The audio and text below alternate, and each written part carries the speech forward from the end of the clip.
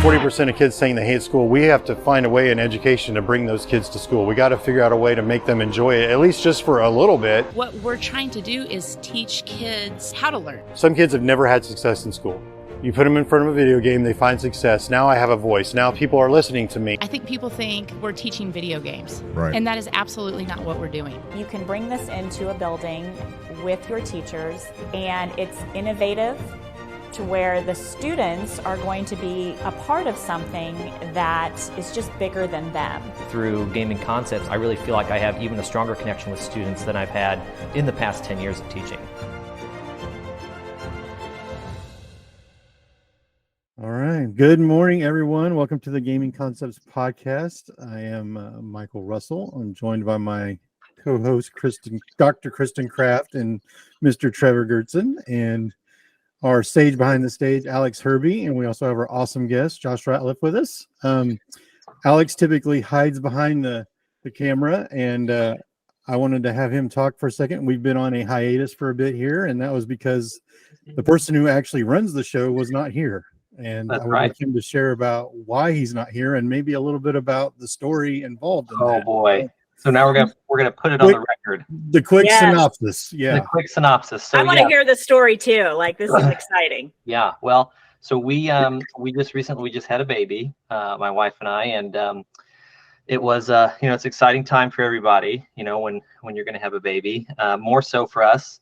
I got the call that my wife was leaving work, and it was happening. Things were moving.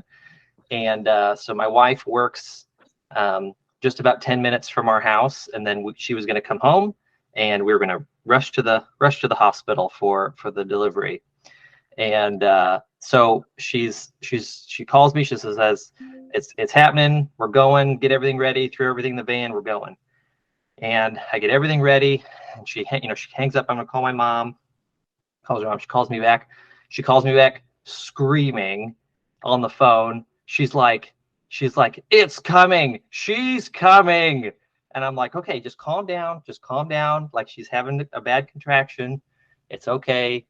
And so she's just, I'm on the phone with her, and she's just like, not necessarily screaming, but almost there. And remind you, it's 10 minutes from our house. So it's not that far.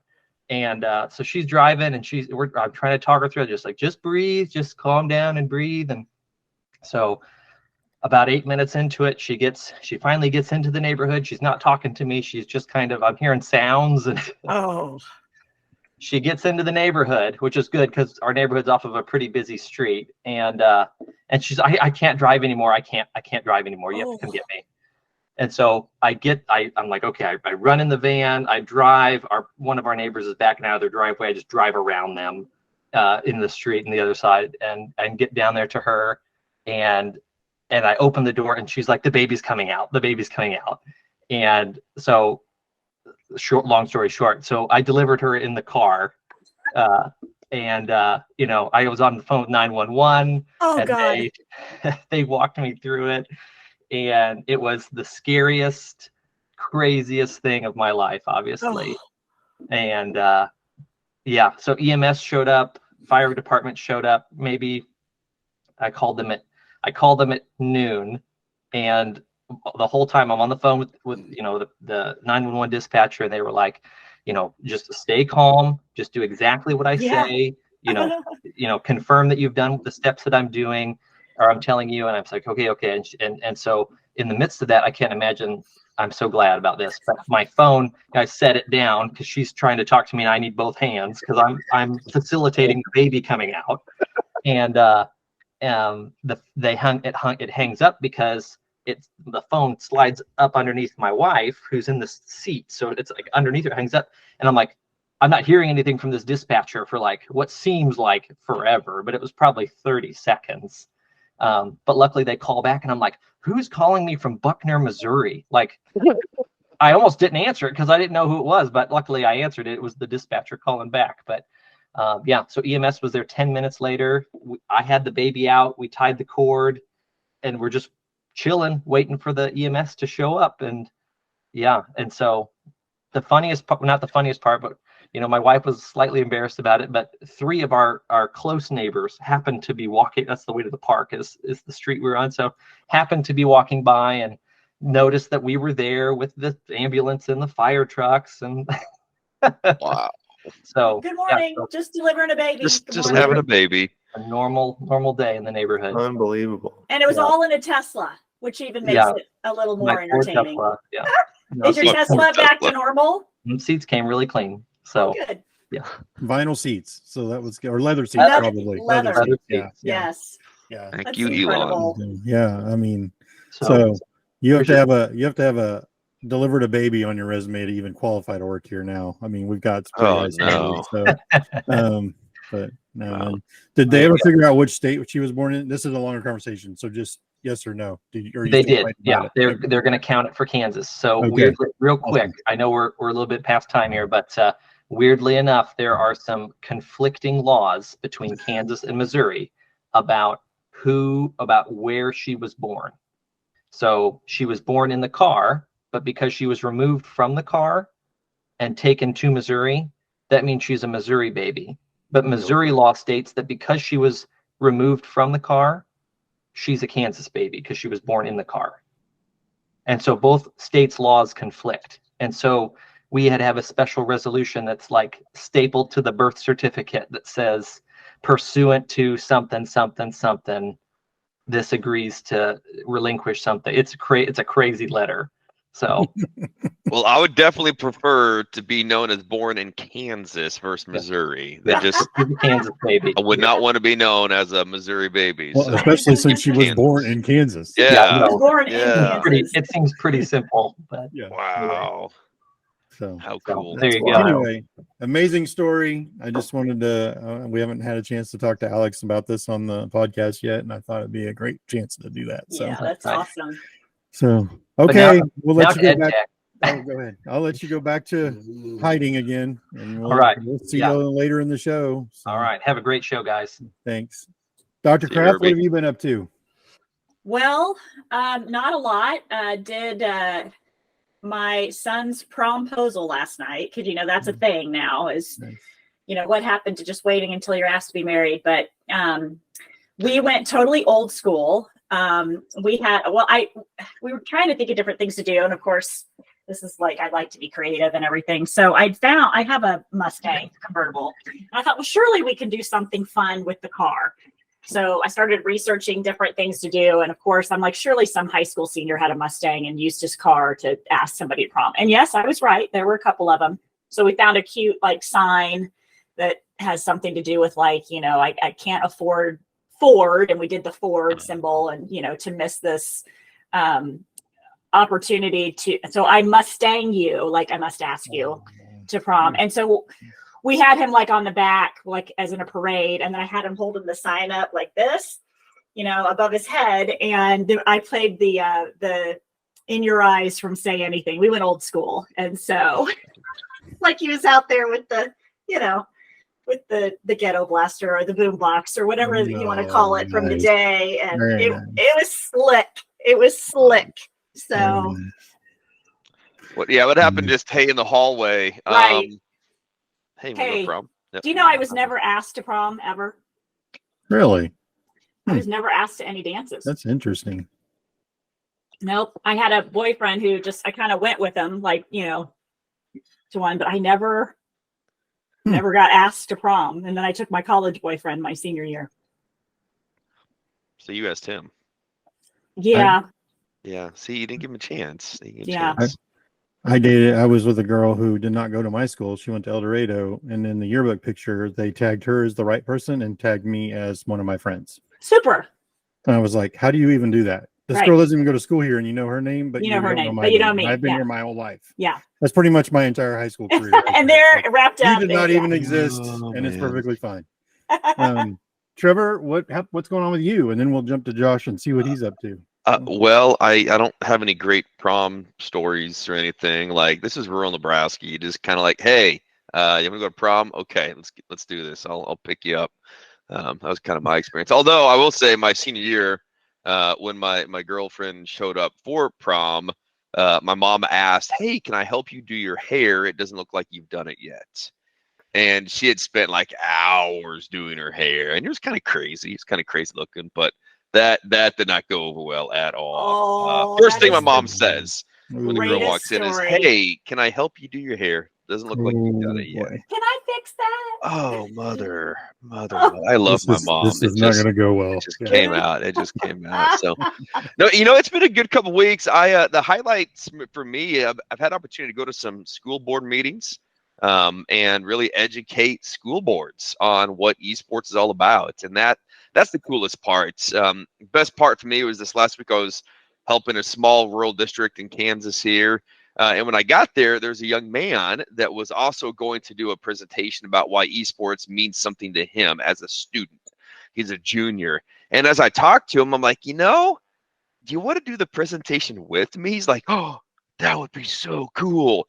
And so we just tag teamed the presentation on a whim, and it was the coolest thing ever because he stood up there confident and articulate, junior in high school, and just the two of us just tag team presentation like we've been doing this together for years. And it was so much fun because he brought the student perspective. I kind of brought the educator principal perspective, as well as coming from the esports industry. And it was so powerful to see because the board members could look at me and be like, okay, he's talking about this. And they looked at the young man and he's like, oh no, he's right. He's right. And then he would tell his stories about why esports is so important to him. And it was pretty cool. So again, that's always the exciting part of what we get to do. And I know, Kristen, you get to do this stuff as well. When we get to talk to schools and leaders and say, hey, this is legit. Like there's really something here that we need to be talking about to help kids. And then when you get a young man get up there with you and say, no, this is my passion. And it's cool because one of the board members is like, well, you also play sports, right? And he's like, well, yeah, I do them both. You can do them both. You can be a traditional athlete and an esports athlete. They're like, okay, I think I'm okay with this then. So he totally dispelled the myths, brought it back to reality, and gave them a face to picture. So that was the highlight for me for sure the last couple weeks.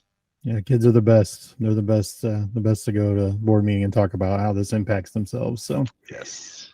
Well, okay. Well, let's jump over to Josh and see what he's up to. Trevor and I met Josh a couple weeks ago at the ASCD conference, and we had seen their little triceratops around at some other conferences, and we're like, hey, what is that? Like, we want to be a part of that. So but we had some great conversations with Josh and his team, and why don't you just tell us a little bit about you and what Trafera is and what you all do, and we'll talk about some esports and technology and things like that about in schools for the next little bit here. So yeah, that's great. Yeah, thanks for having me on. So yeah, we bonded over.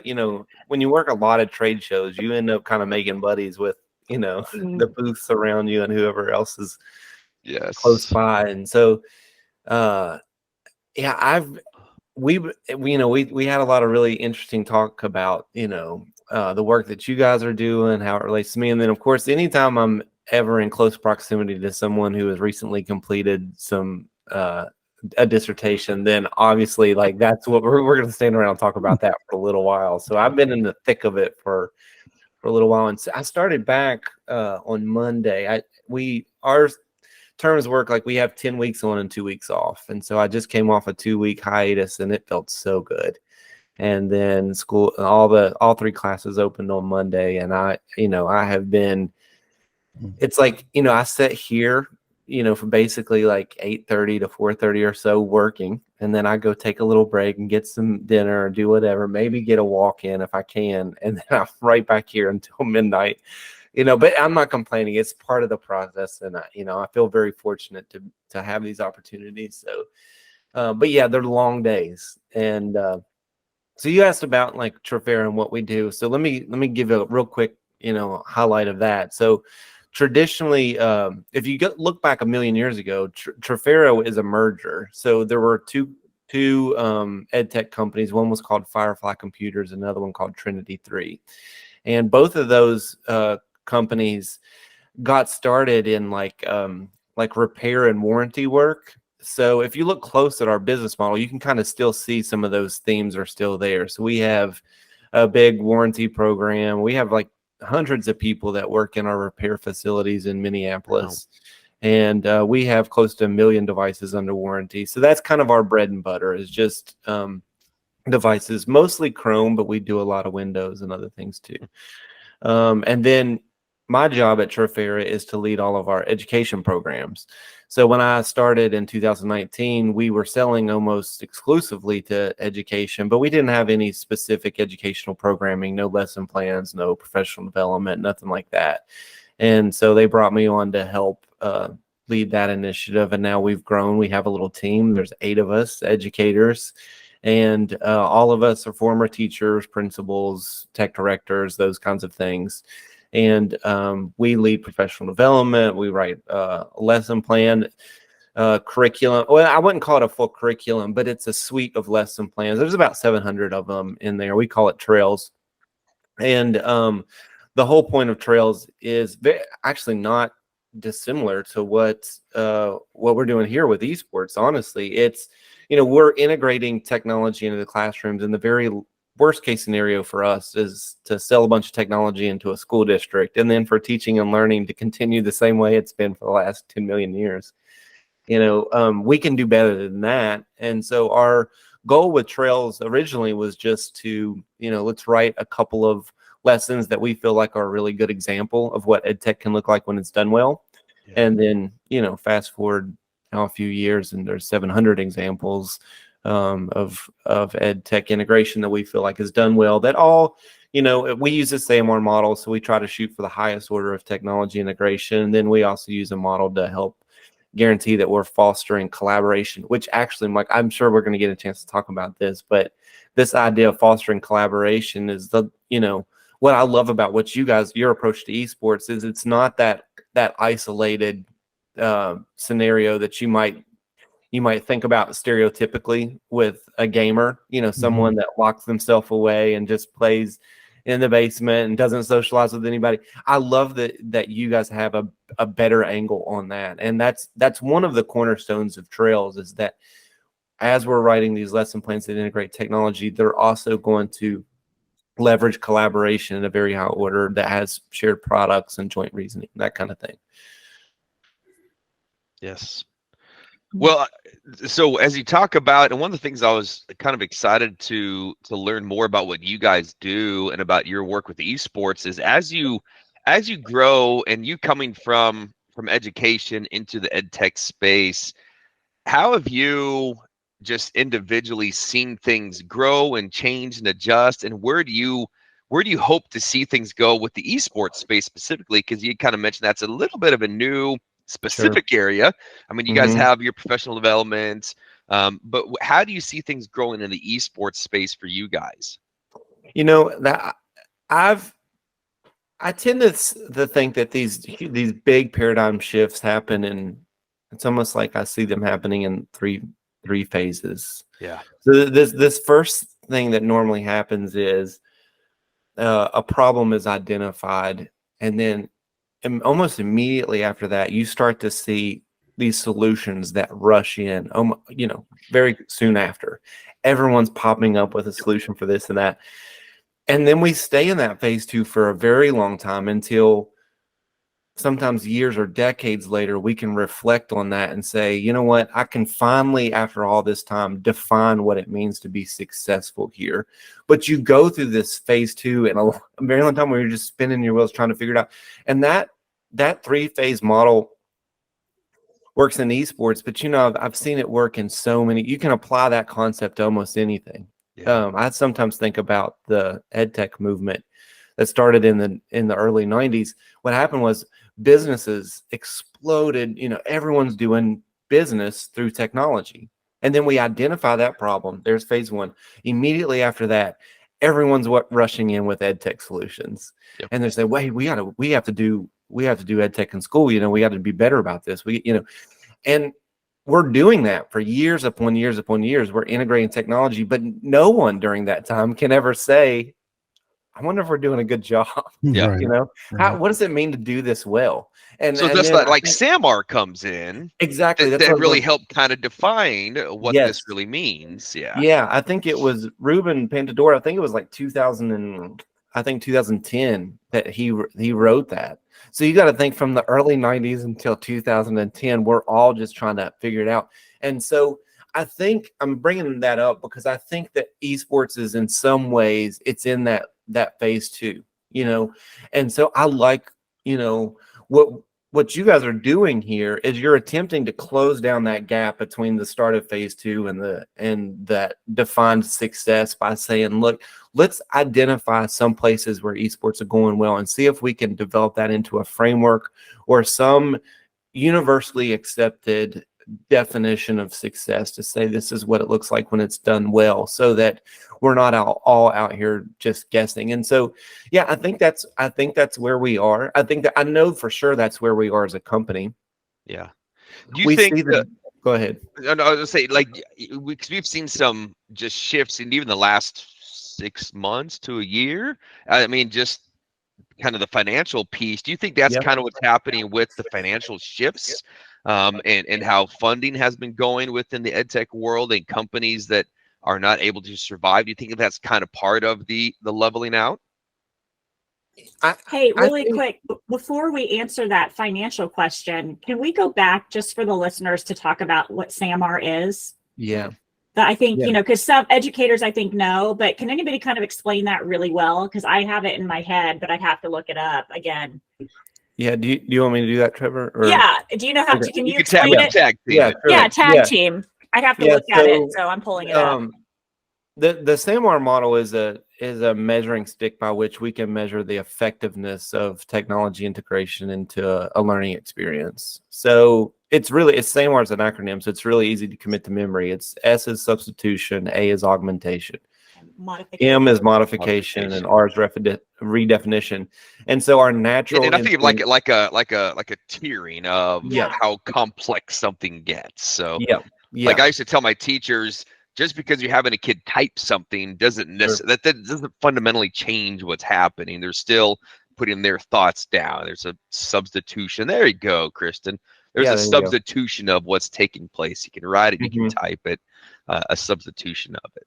Yeah, and that's where a lot of tech integration starts, because it's the most natural place to start. So if you've historically been writing an essay and someone tosses a Chromebook at you, our gut reaction is, okay, let's type it instead, and that's fine. That's a great place to start. But then you can see as you build up that A allows for allows for functional change, and so we start bringing in things like a spell check, a word count, and that kind of thing. And then M is significant task redesign, where the learning experience is no longer enhanced, it's significantly different. And at R, we're providing a learning experience that would otherwise never exist. Yeah. And I always loved that previously inconceivable piece. And so when you think about students, when they're able to do something that they never would have been able to do before within, and I hate to use the word traditional education, but without that acquisition of technology. So whether it's, making videos and skits and even like I am thinking about this now kind of to fly, but how AI is going to really in a lot of ways redefine. In some ways, AI is just going to be a substitution. Yeah. I mean, it's right now it's there. It's a substitution. It's there. We haven't fully realized how it's going to redefine what kids can do and how they can and totally use it, because it's kind of a cheat code right now. But at some point, it's going to be completely redefined how kids operate, how we even operate.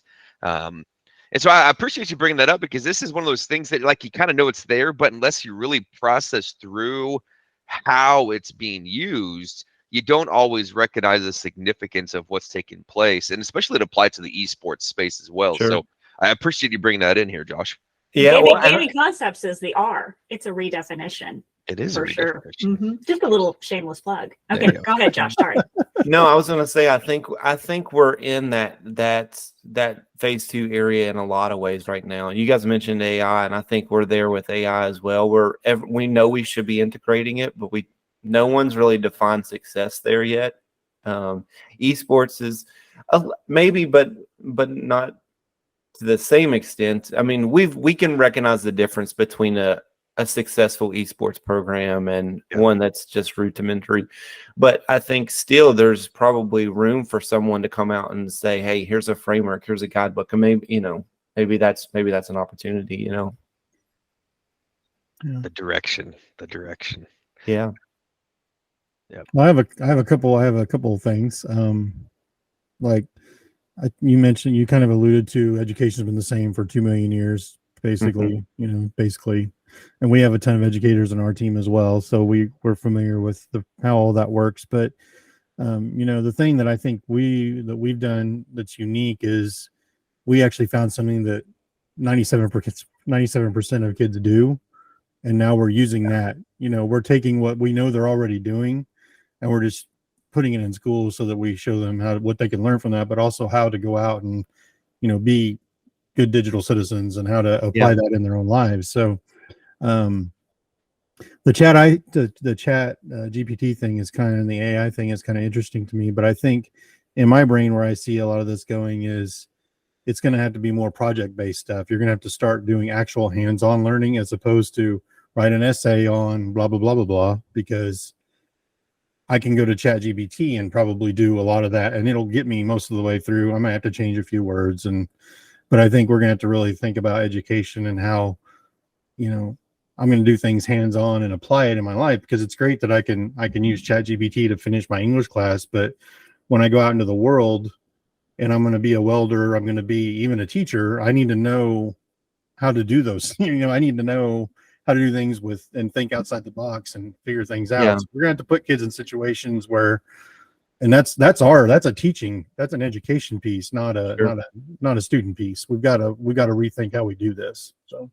Well, and I think that the application piece is the most important part there, because in any literacy initiative that I've ever been a part of, reading and writing is highlighted and speaking and listening is almost forgotten, And so what we can do if we really want to be thoughtful about this is leverage those speaking and listening pieces so that we make, Kristen and Trevor and Michael, you guys have to now, you can state whatever you want, but now you have to be able to defend that in your peers. And what we do when we're developing those learning experiences is we're training that human capacity to be able to speak and listen and articulate and defend your position in ways that, you wouldn't necessarily have direct access to through something like an AI. But I'm not one of the guys who's anti-AI. I think we should embrace it.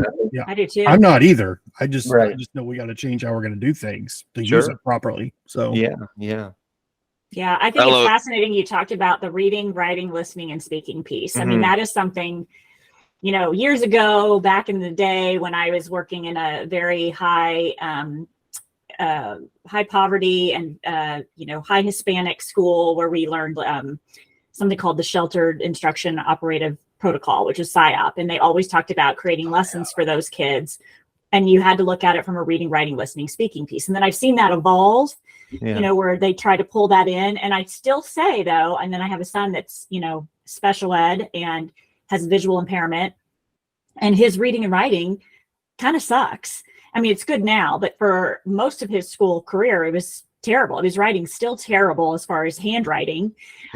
But he is brilliant and he can listen really well and he can speak really well. And, I would say because of his impairment, the listening and the speaking, and it really just changed over, after having him and after just being in education for so long, the listening and speaking piece is so key. And I think that's a missing thing that people don't understand and realize in esports is how much listening and speaking they're actually doing.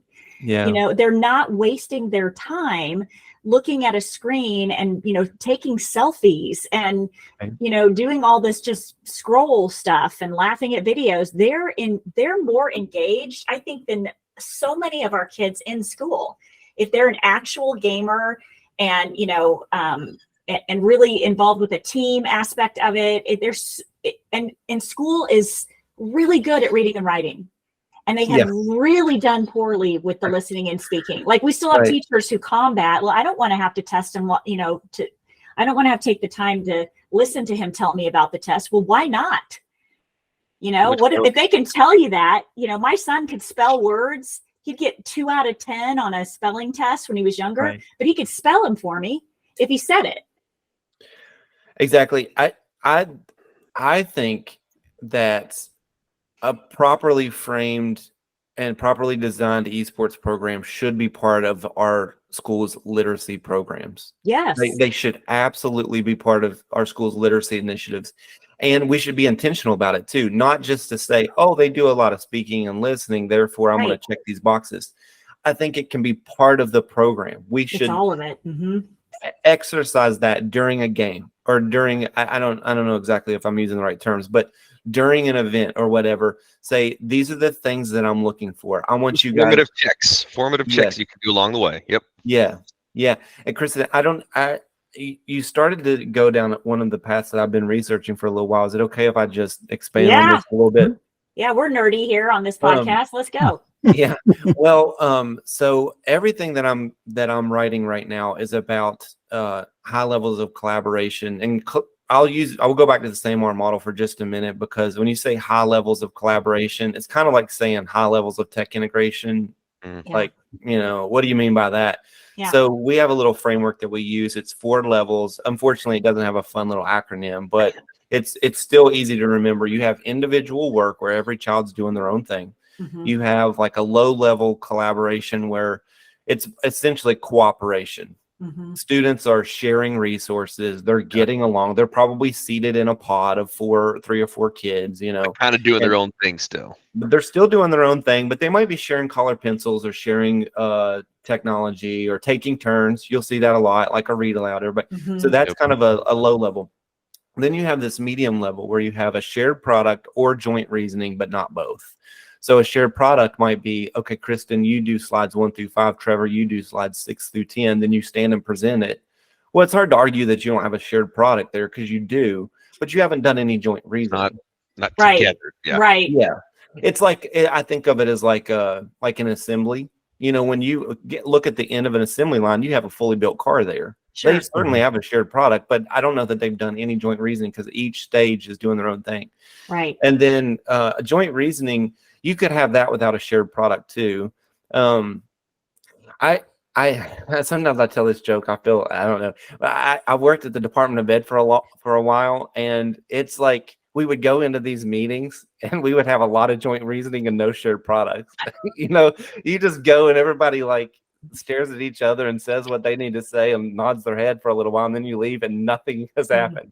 Yeah. So that's the joint reasoning without shared product. And that's a medium level collaboration. Then our high level collaboration that we're really shooting for is shared products and joint reasoning. This is something that Michael and I bonded about, because I say, if we're going to integrate technology, let's not do it in a way that isolates children. Let's not do it in a way that parks a kid in front of a thing and they beat away at this thing and just type whatever. Let's do it in a way that fosters community in our classrooms, so that they have shared products and joint reasoning. And what I see in esports that is, I would say almost uniquely to esports, is that you have this high level of tech integration. Yep. That could be at the M's and R's of the same R model, but it's also extremely highly collaborative. Yes. They have, by nature of the event, you have the shared products and the joint reasoning that's built into it by nature. Yeah, that's your purposeful play. That is the purposeful play time when the kids are playing and working together. But sometimes the missing piece is that teacher that's able to intentionally draw that in, because the kid's not naturally going to realize that's happening. Sure. Right. Especially when they're playing games. You need that instructor, and that's the thing we're trying to help educators understand is school boards. Yeah, they can do this at home with their buddies, but they're not going to draw those lessons out when they're at home with their buddies. Yeah. You need to bring that back, just like a good coach does in basketball. Yeah. You draw that interaction out and say, okay, here's what's going on, and we can bring it all back together on how this is beneficial and be able to move forward with something different and not continue to repeat the same issues we've just had.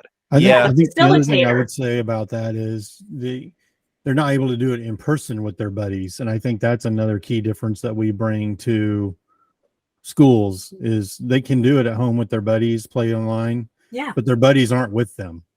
Nope. they're not physically there. They're on a headset. They're away. I think being there physically with your friends and your classmates is a huge difference in what we're trying to do, because, you know, everybody thinks it's the gamer alone in their basement, and you know, they are on chat with their friends, but I think being in school and going to in-person events and doing those things, that's way more important aspect of what we're trying to do. The video gaming is obviously very important, but I think the fact that now they're bonding with their peers and they're in person is something that a lot of these kids have not had the opportunity to do before. So, and we've made that in person so important in every other capacity in school. You know, we've almost made our entire high school schedules around athletics, right? And the fact that they have to go to practice early, and you know, but yet we have not made the esports to be a priority yet. But it's coming. I mean, if you're not there yet, you better get on board, hop on the train, you know. And there's something that happens in the school setting that wouldn't happen, you know, after school or when kids are playing independently, and it's the idea of like a pause and a structured reflection on what has happened there, what went right, what went wrong, and you see this a lot in traditional coaching and or traditional sports, and good coaches will do this. They'll let them run a play, and then they'll say, "Why did that? Why didn't that work?" Yeah. I have Coach Wooden's Pyramid of Success. I know you can't see it, but it's right up here on my bookshelf. Great. And I live by that. As a freshman teacher, we taught the Pyramid of Success, and it was a lot of pause. Everybody take your headphones down, pause. Let's talk about this. What went right? What went wrong? And I don't really have any reason to believe that kind of structured reflection and that kind of personal growth and development is happening on, you know, sandlot, you know, baseball. You know, it's not. It's likely not happening in, you know, unstructured gaming. You know, that's the reason why this needs to be thought of as an academic setting. You know, because that's the kind of stuff that I think transcends into business. And I don't even want to use the term real world, because I think it's all real world, but I think you know what I mean by that. The mechanics, the fine motor skills and the mechanics of it, you know, I don't know. I don't think that's necessarily the transcending piece. What I think is the transcending piece is what we've been talking about: the high level collaboration, the communication, the thing that can say, I can pause and reflect and look back on something. At Trafera, we like to do a meeting. We call it Making It Better. Making a better meeting. We after any event, we come together. You leave your egos at the door, and you look at what happened, and you say, how can we make it better? Sorry, I cut you off, Trevor. No, well, you're talking about the Sandlot. Kids do it, but they're jerks when they do it. That's a toxic piece of esports. I mean, that's how it comes out, is in the teasing their harassment. I think there's a little bit of fun nature that people do. I mean, that's where I feel like I'd learned and developed as a young man, was from some of those older guys, like, giving me a hard time about things. I'm like, okay, I better do better so I don't look like a fool next time. It was my son describing to me yesterday when he was playing football and kids were making fun of him because he dropped the ball. So he's like, well, either I need to catch the ball or I'm going to keep getting made fun of. So he goes and gets better.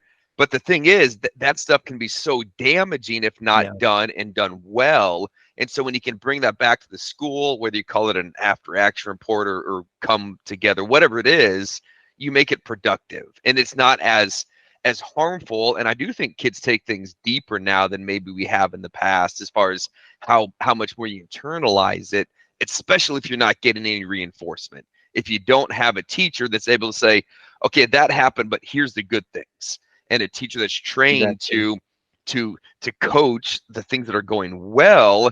And if you're the kid that's always only taking those darts, you'll feel like you never can succeed, and you won't ever want to be a part of it. So oftentimes we talk about esports from that athletic perspective, but something that I think is really beneficial to think about. And, you know, Mike, this kind of came up because it's happened in your district originally, but let's think about it as a co-curricular.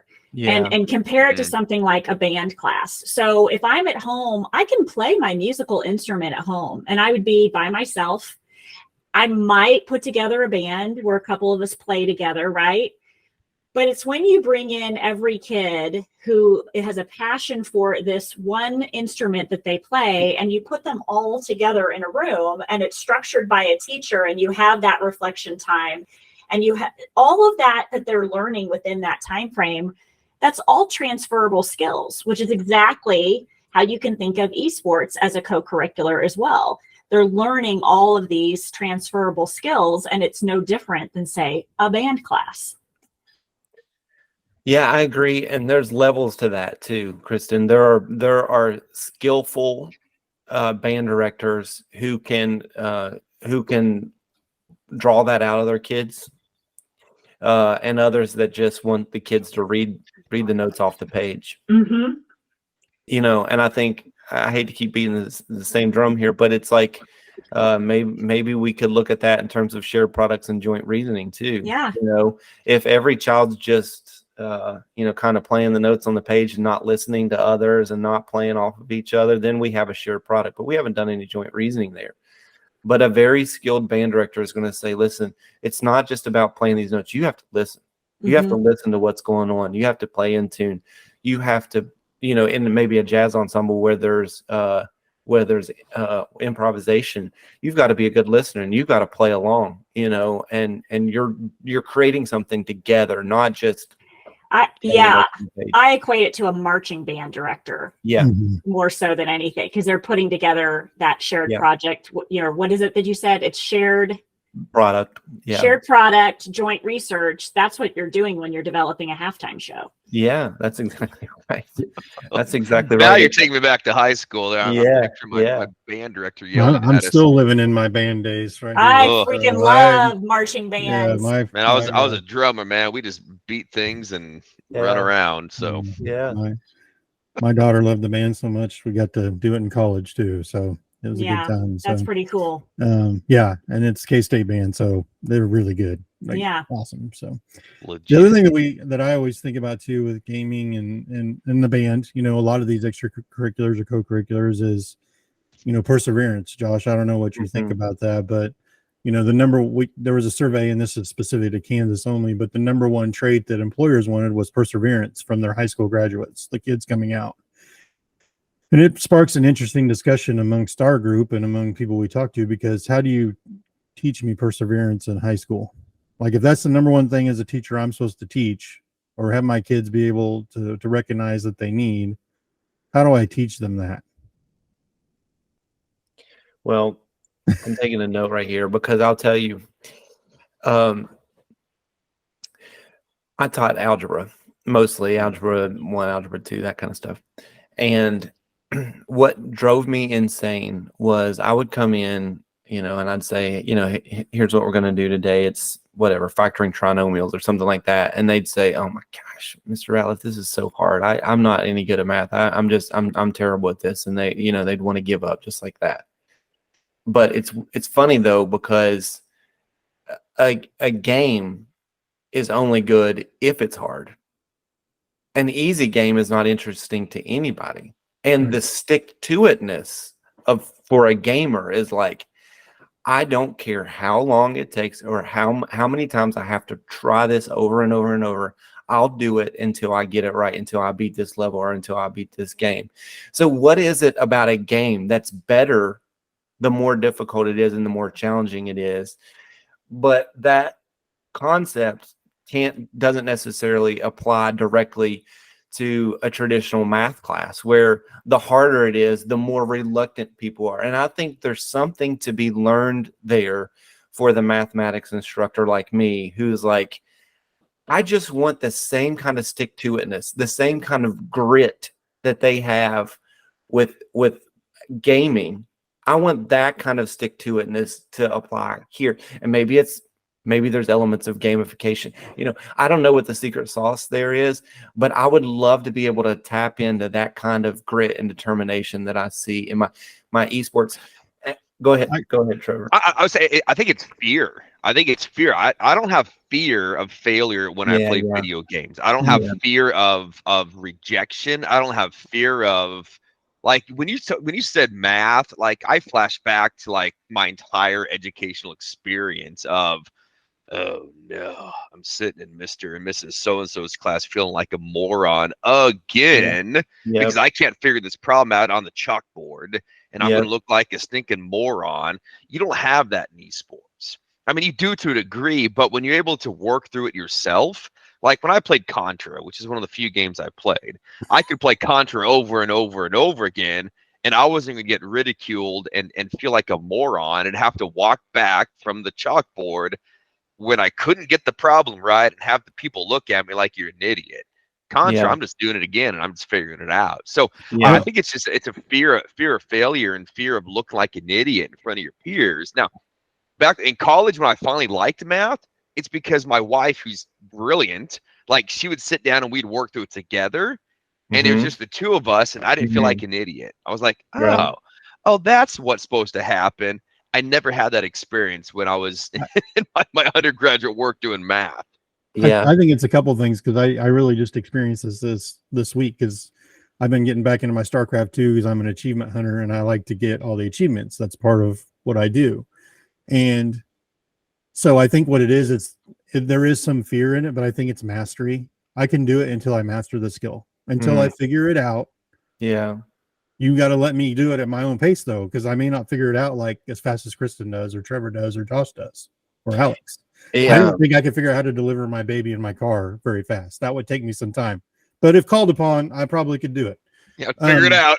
but my point is like you got to give me, because I'm really good at some things, but I'm not good at other things, and it takes me longer to do some things, but I can master it if you give me enough time. Sure. And you in school, we have a compressed amount of time. It's like I have to teach you this in week 1 so you can take it for the state test. You have to know it to do the next thing and the next thing. And maybe that's the challenge, is we've got to figure out a way to where I can just master factoring trinomials before, and I need to do that in my own time. Some kids are going to be really fast and some kids are going to take longer. And then I'm not scared. I think there's elements. Yeah, exactly. That's me. I don't know what that is either. But I think there's elements of both of those because it is about developing mastery, and it's also about giving a safe place where failure is not final, and it's also part of the learning experience. I always thought, if like my Boy Scouts, if a child was going to be an Eagle Scout, or let's say a gymnast, they got very, very comfortable with failure because if you've ever fallen off a balance beam, you know what it feels like to mess up. If you've ever tried to play the clarinet, you know what it feels like to be terrible at something. You know what I mean? And so with that, and with gaming, we get comfortable with failure. We get comfortable with failing and not giving up. It's like that gut sinking feeling when you've been bowling and you roll a ball and it goes down the gutter, and now I got to turn around and face these people who are standing behind me, and I see it going toward the gutter. I'm kind of hoping that the rapture happens and I don't have to turn around, or like maybe I'll fall. You know what I mean? Like, could I just possibly like fall into a volcano right now and not have to turn around and face these people after rolling a gutter ball? Like, that's the feeling that I think can happen sometimes when we're sending kids up to the board and they're failing at that math problem. Now they got to turn around and look at everybody who, and it's a perception of I've failed and now I'm embarrassed in front of everybody. And there's a certain amount of development and coaching out of that sinking feeling in gaming, in scouts, in I mentioned gymnasts and those kinds of things, where we get comfortable falling off the balance beam, and then what do you do when you fall? You get right back on. You tape it up and you get right back on. And the traditional academia has a lot to learn from that concept that we can borrow from esports and from from some of these others that we've talked about, scouting and gymnasts and music. We don't teach failure in schools. Yeah. In fact, it's when you fail. Fear of failure. Yeah, but no, we don't even teach the fear of failure. When you fail, you're off the hook in schools. So failure just means, okay, we're done, moving on. We don't give any type of way for, or some do. I mean, it's getting that way, but there's still that I think kind of misconception that by giving a kid an F, you're motivating them. And, we just move on, and that's not the case. And everybody learns in their own time. And so we still have people who push back on that retake and trying to get that grade that they want to get to. But that is indeed perseverance. And if I fail, how do I get better? We don't just, okay, you missed that shot on the basketball court, so now you're not playing the rest of the year. Yeah. Here at Marshall University, we conceptualized a school that I think now we would just call it mastery-based grading, but at the time there wasn't a term for that. But we conceptualized the school, and actually we never were able to get it off the ground. But I love the idea of what we built. It was a grading system that was really 2 grades. You get an A and not good enough. Those are the two. And as long as you're in not good enough, you keep working it until you've reached mastery. And in the school district that I worked in, we identified a problem with graduation rates. And so the thing was, we're going to have a 4-year cohort initiative, and we're going to try to get all these children through in 4 years. And what happened, Kristen, is if you failed, we would hook a chain to you and drag you across the graduation stage, kicking and screaming. You didn't deserve that diploma. It didn't matter. We were going to get you across that stage one way or another. And, I think that was a mistake. I know for sure that was a mistake, because when a student got behind in my algebra class, the story was out that all you had to do was just get through Ratliff's class, go take it in summer school. It's going to be a lot. Just go take it in summer. Don't worry about trying to pass. Take your F like a man, and then go to summer school and pass it. Because you're right, we have not taught the role of failure. If things are not going well, you can just hunker down and they'll pass you anyway. You don't have to repeat it. You don't have to try. You just, there's an easier way. It's the path of least resistance. Moving on. Yeah. Love it. Well, it took 1,000 tries to make the light bulb, so I think there's some value in knowing that, right? It's like you learn a lot from failure and perseverance. You can't have perseverance without failing. So, and that's what I think gaming actually allows kids to do, is fail without repercussion, other than time lost. So anyway, and there should be a price to pay. We don't want to swing. The pendulum can swing too far the other way if we're not careful. Yes. The relationships movement in education, I think, has swung probably too far the other way too. But the failure movement that I love and I appreciate, and we're all advocating for it here, but let's not let it go too far. Right. Where there's not a consequence to pay.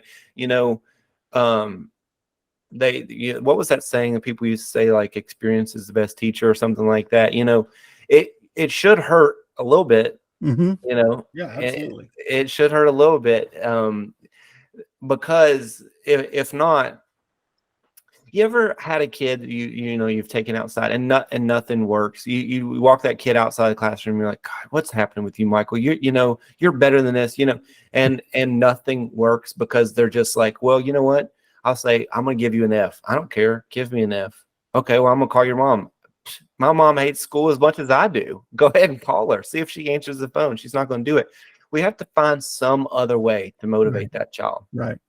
When the traditional motivators that we have, grades, call home, lunch detention, those are not going to work with every child. They're not going to work with most children right now, and at least where I live. So that we have to find some way to motivate them. And I think the way we motivate them is by teaching them that it's first of all, leveraging curiosity. A curious kid wants to learn. You don't have to coax them into the learning experience. They're seeking knowledge. You were mentioning a game that you like, and you went back to that game. There's nothing. The thing that's taking you back to the game is you want to do that. Yeah. Finding a way to leverage that kind of thing for a child makes sense. And then, since we're talking about failure, explaining to them that it's better for you to do this the right way the first time. Yeah, you can fail, and I'm gonna love you, but I'm also going to encourage you to go back and get it right. Way So it's better for you to apply yourself to your full potential and get this right the first time. Yep. I feel like that's when I try to talk to my son about decision making and how to how to or to not do things. Like, life will be so much smoother for you, son. But yeah. Well, and I think about that too with I have 3 boys, and I think about it a little bit with them too. But every time when I'm fussing at them, I'm secretly fussing at myself, because I know that this is something that I have to apply right here before I can get it out there. Yeah. Like when you're telling kids to get off a device and you're on your phone doing something, you're like, oh, that was I started the technology addiction kind of research thing because of that, Trevor. I put a teacher on a plan of improvement because I went in to do an observation in her classroom, and she I was in there for 10 minutes before she looked up and noticed that there was someone observing in her classroom. And I thought, man, we can't. I see it happening all the time with kids, and that's one thing, I can do a little discipline referral for that. But if it's happening with adults, that's something else. And so we did a plan of improvement there. But I was at first identifying this as being everyone else's problem. Like, look at all these people staring at their cell phone, doing all this stuff. And so Father's Day comes around. And so my little boy comes home with I don't know if you've ever seen like the little worksheets that kids will do, and they fill out information about their parents, and it's from the little kid's perspective. Those can be humbling. Yes, it's very cute. It's very cute. So the first question was like, what does Daddy do for work? And he said, Daddy's a teacher. And I was like, I don't think I was teaching at the time, but I was going to school every day. And so from his little perspective, I was like, good job. And it said, second one was like, how much weight can Daddy lift? And he put like 2,000 pounds. And I was like, again, yes, you're killing it. And the third question said, what does Daddy always tell you? And I thought he would say like, Daddy always says, I love you, or come here, let's wrestle, or whatever. And he had said, hold on. And the teacher wrote, hold on the paper. And I asked, his name is Julian, but he goes by Juju. And he was like 3 years old at the time. So everything's filled out in the teacher's handwriting, but it's his voice. Yeah. And I said, Juju, what do you mean by this? You said, I tell you to hold on all the time. He said, yeah, Daddy, you're on your phone all the time when I try to get your attention. And you tell me to hold on.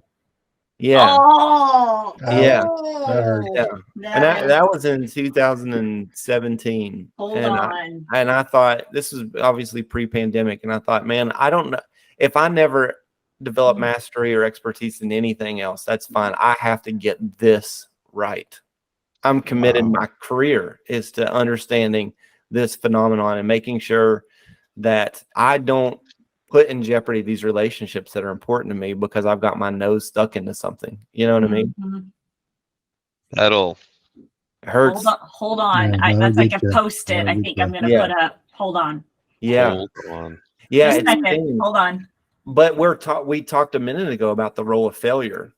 And that's the kind of sting that failure should do, is it should drive you to excellence. It should drive you to change. That to me was a low point in my life, really, but especially in my parenting, hit a low right there. And it was the kind of failure that I wasn't just going to be like, oh, well, failure, it's okay to fail. I mean, it's okay to fail, but you can't let that be your life. Yeah.